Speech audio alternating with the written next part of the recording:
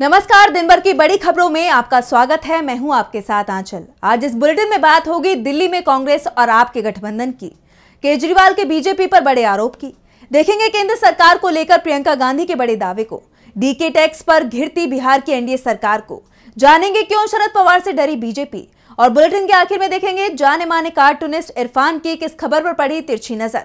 लेकिन दिन भर की तमाम बड़ी खबरों से पहले एक नजर आज की सुर्खियों पर। तमिलनाडु के गवर्नर आर.एन. रवि को हटाने के लिए एससी में याचिका दाखिल, राज्यपाल पर संविधान का उल्लंघन करने के आरोप। याचिकाकर्ता बोले राष्ट्रगान बजाने का आदेश देना उनका कर्तव्य नहीं।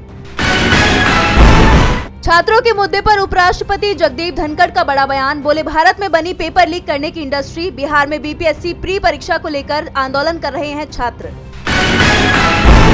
दिल्ली विधानसभा चुनाव में टूट गया एनडीए, केंद्रीय मंत्री रामदास आठवले की party Republican party of India ने उतारे 15 उम्मीदवार, अजीत गुट पहले ही उतार चुका है उम्मीदवार। पूर्व सीजीआई डीवाई चंद्रचूड़ के खिलाफ भ्रष्टाचार की शिकायत पर लोकपाल ने अधिकार क्षेत्र से बाहर बताते हुए मामला किया खारिज। ये तो थी सुर्खियां, अब बात आज की सबसे बड़ी खबर की। दिल्ली विधानसभा चुनाव के समीकरण रोज बदलते दिखाई दे रहे हैं। चुनाव के ऐलान के बाद से ही प्रचार अभियान में तो गर्माहट आ ही चुकी है, साथ ही कई नए गठबंधन भी बनते और बिगड़ते दिखाई दे रहे हैं।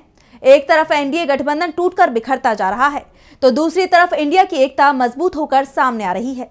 और अब कांग्रेस और आप को लेकर बड़ी खबर सामने आई है, तो क्या है पूरा मामला, जानने के लिए देखिए रिपोर्ट। दिल्ली विधानसभा चुनाव को लेकर बड़ी खबर सामने आ रही है। अभी तक ये माना जा रहा था कि दिल्ली में आप और कांग्रेस एक दूसरे के वोट काटेंगे, लेकिन अब दोनों के बीच गठबंधन की तैयारी शुरू हो गई है। इंडिया गठबंधन में शामिल दो बड़ी पार्टियों की तरफ से कांग्रेस और आप के बीच समझौता कराने की कोशिश हो रही है, और ये कोशिश सफल होती भी दिखाई दे रही है। कांग्रेस और आप के बीच गठबंधन की बातचीत शुरू हो गई है। मामला सीटों के बंटवारे पर फंसा हुआ है। कांग्रेस ने लोकसभा चुनाव वाला फॉर्मूला अपनाने की बात कही है, तो आप लोकसभा और विधानसभा चुनाव के लिए अलग अलग फॉर्मूले की बात कह रही है। और इसके लिए दिल्ली में पिछले 3 चुनावों के नतीजों को आधार बनाया जा रहा है, जिसमें लोकसभा और विधानसभा के नतीजे अलग अलग आए थे। ऐसे में खबर आ रही है कि कांग्रेस 30-40 का फॉर्मूला लेकर आई है, यानी 3 सीट कांग्रेस और 40 आप लड़ सकती है। क्योंकि लोकसभा चुनाव में कांग्रेस ने 3 और आपने दिल्ली की 4 सीटों पर चुनाव लड़ा था, तो दूसरी तरफ आप कांग्रेस को 8 से 10 सीटें ही देने को तैयार है। जिसके बाद ये कहा जा रहा है कि अगर सीट बंटवारे पर दोनों ही दलों के बीच सहमति बन जाती है, तो 15 जनवरी के आसपास इस गठबंधन का ऐलान हो जाएगा। दावा किया जा रहा है कि राहुल गांधी और आप चीफ अरविंद केजरीवाल दोनों ही गठबंधन के लिए तैयार बताए जा रहे हैं। राहुल गांधी के निर्देश के बाद ही दिल्ली कांग्रेस यूनिट ने अब आप के खिलाफ अपने बयानों को लेकर नरमी दिखाना भी शुरू कर दिया है। अगर आप और कांग्रेस में गठबंधन हुआ तो बीजेपी के लिए मुश्किलें और ज्यादा बढ़ जाएंगी। पहले से ही बीजेपी 27 साल से दिल्ली की सत्ता से बाहर है। दिल्ली में इंडिया गठबंधन ने बीजेपी की टेंशन बढ़ा दी है, तो केजरीवाल के खुलासे ने भी बीजेपी की नींद उड़ा दी है। दिल्ली विधानसभा चुनाव से पहले चुनाव आयोग ही सवालों के घेरे में आ गया है। आम आदमी पार्टी ने बीजेपी के साथ चुनाव आयोग को भी घेर लिया है। एक बार फिर फर्जी वोटों को लेकर आपने बीजेपी की पोल खोल दी है। दिल्ली के पूर्व सीएम अरविंद केजरीवाल ने चुनाव में शुरू हुई कथित धांधली पर बड़ा खुलासा किया है, तो क्या है पूरा मामला, देखिए इस रिपोर्ट में। दिल्ली के सीएम अरविंद केजरीवाल ने बड़ा खुलासा किया है। उन्होंने कहा है कि दिल्ली में बड़े स्तर पर बीजेपी की तरफ से फर्जी वोट बनाने का खेल खेला जा रहा है। बीजेपी के जो सांसद और मंत्रियों के बंगले हैं, उनके पते पर वोट बनवाए गए हैं। बीजेपी सांसदों और केंद्रीय मंत्रियों के सरकारी घरों से 30-30 नए वोट बनवाने की एप्लीकेशन दी गई। आम आदमी पार्टी ने इनकी बेईमानी पकड़ ली है और बीजेपी को एक्सपोज कर दिया है। केजरीवाल के इस खुलासे के बाद बीजेपी बैकफुट पर दिखाई दे रही है। इसके साथ ही केजरीवाल ने रमेश बिधूड़ी पर भी तीखा हमला बोला है। केजरीवाल ने कहा कि दिल्ली में हमारा सीएम उम्मीदवार कौन होगा सभी को पता है, आपने इसका ऐलान भी कर दिया है। आम आदमी पार्टी ने निर्णय लिया था कि अरविंद केजरीवाल ही सीएम का चेहरा होंगे। बीजेपी का पता नहीं चल रहा है कि उसका सीएम फेस कौन होगा, लेकिन अब खबर मिल रही है कि बीजेपी की सीईसी की मीटिंग में तय हुआ है कि रमेश बिधूड़ी बीजेपी के सीएम उम्मीदवार होंगे। अगले 1-2 दिन में रमेश बिधूड़ी के नाम का ऐलान कर दिया जाएगा। मैं इसके लिए उन्हें बधाई देना चाहता हूं। मैं बिधूड़ी से आग्रह करता हूं कि वो दिल्ली वासियों को बताएं कि पिछले 10 सालों में बतौर सांसद उन्होंने क्या क्या किया है। वो अपना विजन बताएं कि दिल्ली के लोगों के लिए उनका क्या विजन है। जब उनके नाम का औपचारिक ऐलान हो जाए तो लोकतंत्र की मजबूती के लिए एक दिन दिल्ली के लोगों के सामने आम आदमी पार्टी और बीजेपी के जो भी सीएम का चेहरा होंगे, उनके बीच एक सार्वजनिक बहस होनी चाहिए। लोगों को तय करना है कि उनके लिए कौन सही है। बीजेपी को घेरने के साथ ही केजरीवाल ने वोटिंग लिस्ट में हो रही धांधली को लेकर चुनाव आयोग को चिट्ठी भी लिखी है। सवालों में बीजेपी है तो पीएम मोदी भी सवालों में घिरते दिखाई दे रहे हैं। कांग्रेस सांसद प्रियंका गांधी ने भी मोदी सरकार को लेकर बड़ा दावा किया है। पीएम मोदी ने जेरोधा के को फाउंडर निखिल कामत के साथ पॉडकास्ट किया, जिस पर कांग्रेस नेता प्रियंका गांधी का बयान सामने आया है। उन्होंने केंद्र सरकार पर बड़ा आरोप लगाया है। तो क्या कुछ कहा प्रियंका गांधी ने, देखिए इस रिपोर्ट में। दिल्ली में मतदान से पहले सियासी संग्राम देखने को मिल रहा है। इस बीच प्रधानमंत्री नरेंद्र मोदी निखिल कामत को दिए गए इंटरव्यू को लेकर कांग्रेस के निशाने पर आ गए हैं। कांग्रेस सांसद प्रियंका गांधी ने केंद्र सरकार को लेकर बड़ा दावा किया है। उन्होंने कहा कि केंद्र सरकार प्रधानमंत्री नरेंद्र मोदी के व्यक्तिगत प्रचार पर ध्यान केंद्रित कर रही है। प्रियंका ने दावा करते हुए कहा कि प्रधानमंत्री के जनसंपर्क यानी कि पीआर पर पर्याप्त धनराशि खर्च की गई है, जबकि सरकार छात्रवृत्ति प्रदान करने में विफल रही है। उन्होंने राष्ट्रीय प्रतिभा खोज परीक्षा यानी NTSE के निलंबन पर चिंता जताई, जो प्रतिभाशाली छात्रों को उच्च शिक्षा प्राप्त करने में मदद करती थी। उन्होंने आगे कहा कि 1963 में शुरू की गई छात्रवृत्ति ने असंख्य बच्चों को अवसर प्रदान किए, लेकिन 3 सालों से इसे रोक दिया गया है। यानी कि विकास और जनता के मुद्दों को किनारे कर पीएम मोदी के प्रचार पर ज्यादा ध्यान दिया जा रहा है। बता दें कि पीएम मोदी पॉडकास्ट में ये कहते सुने गए कि वो भगवान नहीं बल्कि आम इंसान है और उनसे गलतियां हो सकती हैं। इस पर कांग्रेस महासचिव जयराम रमेश ने तंज कसते हुए कहा कि खुद को गैर जैविक घोषित करने के बाद मोदी अब डैमेज कंट्रोल कर रहे हैं। यानी पीएम मोदी ने अपनी गलती मान ली है और इसके पीछे की वजह है लोकसभा चुनाव के नतीजे, जिन्होंने पीएम मोदी को अपनी गलती मानने पर मजबूर कर दिया है। अपने ही बयानों को लेकर पीएम मोदी बुरी तरह से घिर गए हैं, तो दूसरी तरफ बिहार में भी एनडीए की सरकार मुश्किल में घिरी दिखाई दे रही है। आरजेडी नेता तेजस्वी यादव लगातार एनडीए सरकार पर हमलावर हैं। तेजस्वी लगातार प्रदेश की सरकार पर सवाल उठा रही हैं और अब उन्होंने प्रदेश की एनडीए सरकार पर गंभीर आरोप लगाए हैं। तो क्या कुछ कहा तेजस्वी यादव ने, जानने के लिए देखिए रिपोर्ट। बिहार में बयानबाजी का दौर तेज है। आरजेडी नेता तेजस्वी यादव लगातार एनडीए सरकार पर हमलावर हैं और अब तेजस्वी यादव ने रिटायर्ड अधिकारियों द्वारा सरकार चलाने का आरोप लगाया है। उन्होंने कहा कि बिहार में डीके टैक्स सिस्टम चल रहा है, राज्य में डीके टैक्स वसूली हो रही है, रिटायर्ड अधिकारी ही सब कुछ चला रहे हैं, यहाँ सरकार नाम की कोई चीज नहीं रह गई है। बिहार में दुर्भाग्यपूर्ण चीजें हो रही हैं।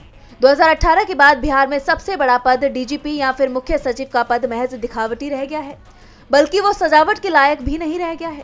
तेजस्वी ने आगे कहा कि बिहार में नीतीश कुमार का राज नहीं चल रहा है। राज्य में ना तो डीजीपी की चल रही है और ना ही मुख्य सचिव की चल रही है। मुख्यमंत्री कहीं जाते हैं तो इनको बुलाते भी नहीं है।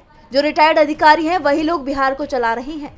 बिहार में डीके टैक्स चल रहा है। पूरे तरीके से बिहार में वसूली, अधिकारियों की हेराफेरी और ट्रांसफर हो रहा है। जो काबिल अधिकारी हैं, जो परफॉर्मर हैं, चाहे वो आईएएस हो या फिर आईपीएस, ऐसे करीब 90% अधिकारियों को शंटिंग पोस्ट पर डाल दिया गया है। कहा जा रहा है कि तेजस्वी यादव का इशारा बिहार के आईएएस अधिकारी दीपक कुमार की तरफ है। राजनीतिक गलियारों में चर्चा है कि दीपक कुमार नीतीश कुमार के पसंदीदा बने हुए हैं। कहीं भी जाते हैं तो दीपक कुमार साथ नजर आते हैं। बता दें कि बिहार में इस साल के अंत में चुनाव होने हैं और उससे पहले तेजस्वी का यह आरोप बीजेपी के लिए मुश्किल खड़ी कर सकता है। बिहार में राजनीति गरमाई हुई है तो महाराष्ट्र की सियासत में भी कुछ बड़ा होने के संकेत मिल रहे हैं। जिस तरह से एनसीपी एसपी गुट के चीफ शरद पवार अचानक सक्रिय हो गए हैं, उसने महायुति गठबंधन की नींद उड़ा दी है। देवेंद्र फडणवीस भी शरद पवार की तारीफ करते दिखाई दे रहे हैं। उनका बयान सामने आया है जिसमें वो शरद पवार को राजनीति का चाणक्य बता रहे हैं। तो क्या फडणवीस और बीजेपी पवार की सक्रियता से डर गए हैं?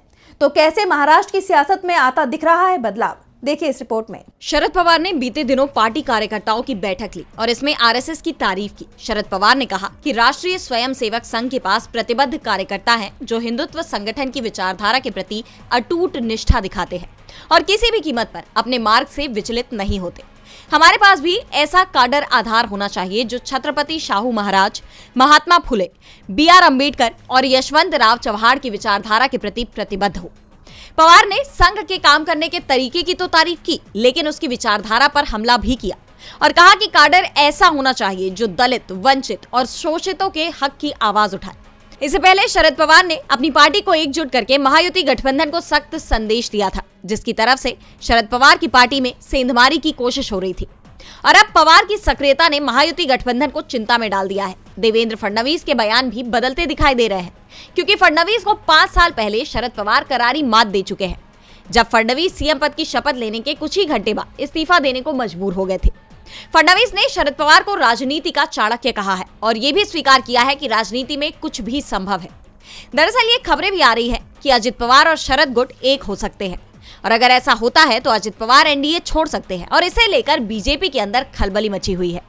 शरद पवार की सक्रियता ने बीजेपी की नींद उड़ा दी है, तो किसानों के आंदोलन ने भी बीजेपी को मुश्किल में डाल दिया है। किसानों ने अपनी मांगों को लेकर सरकार के खिलाफ मोर्चा खोला हुआ है। किसान नेता जगजीत सिंह डल्लेवाल को अनशन करते हुए 1.5 महीने से ज्यादा का वक्त बीत चुका है, और अब किसानों का आंदोलन तेज होता जा रहा है। बीते दिन ही देश भर में मोदी सरकार के खिलाफ किसानों ने प्रदर्शन किया और पीएम मोदी के पुतले फूके, जिसके चलते अब यूपी के किसानों को नजरबंद कर दिया गया है। तो क्या है पूरी खबर, देखिए इस रिपोर्ट में। किसानों का केंद्र सरकार के खिलाफ आंदोलन लगातार जारी है। सरकार के विरोध में किसानों ने बीते दिन देश भर में प्रदर्शन किया और पीएम मोदी के पुतले फूके। इसके साथ ही सरकार के खिलाफ नारेबाजी भी की गई, जिसके बाद उत्तर प्रदेश में इस आंदोलन को रोकने के लिए बुलंदशहर और अलीगढ़ समेत कई जिलों में किसान नेताओं को नजरबंद कर दिया गया, जिससे किसानों में आक्रोश बढ़ गया है। किसान नेताओं ने इसे लोकतंत्र का दमन बताया और चेतावनी दी कि अगर डल्लेवाल के स्वास्थ्य को लेकर कोई अनहोनी हुई तो पूरे देश में किसानों का इससे भी बड़ा आंदोलन देखने को मिलेगा। बता दें कि पंजाब हरियाणा के खनौरी बॉर्डर पर अनशन पर बैठे किसान नेता जगजीत सिंह डल्लेवाल की सेहत लगातार बिगड़ती जा रही है। हाल ही में संयुक्त किसान मोर्चा ने डल्लेवाल से मुलाकात की। इसके बाद किसान नेताओं ने अपने आंदोलन को मजबूत करने के लिए सभी का सहयोग मांगा।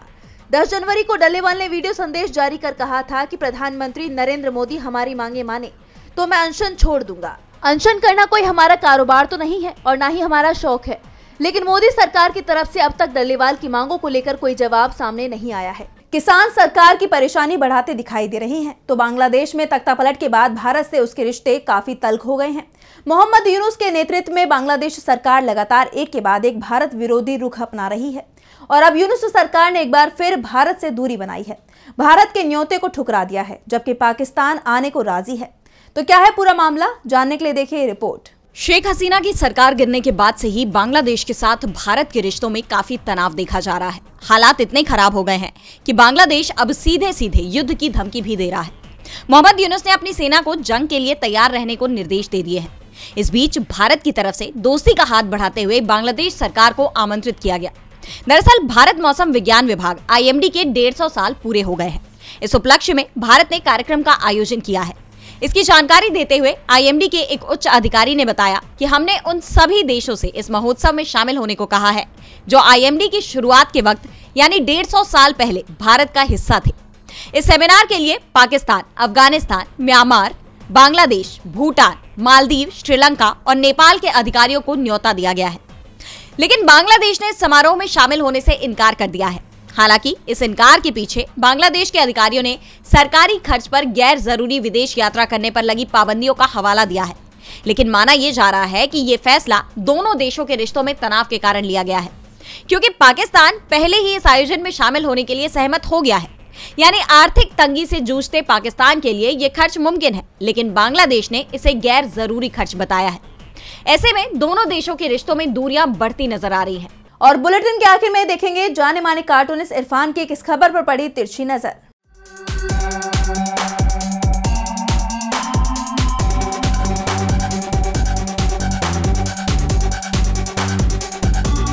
नेताओं के बयानों से सियासी मौसम का अंदाजा हो जाता है।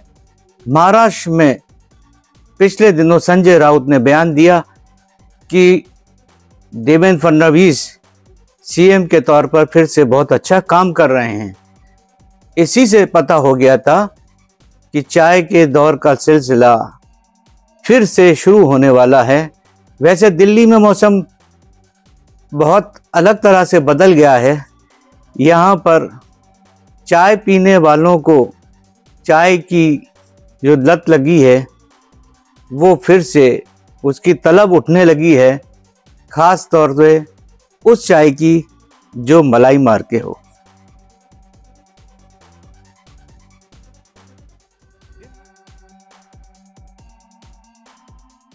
बहुत बहुत शुक्रिया इरफान जी। तो आज इस बुलेटिन में इतना ही। आप देखते रहिए DV लाइव। नमस्कार।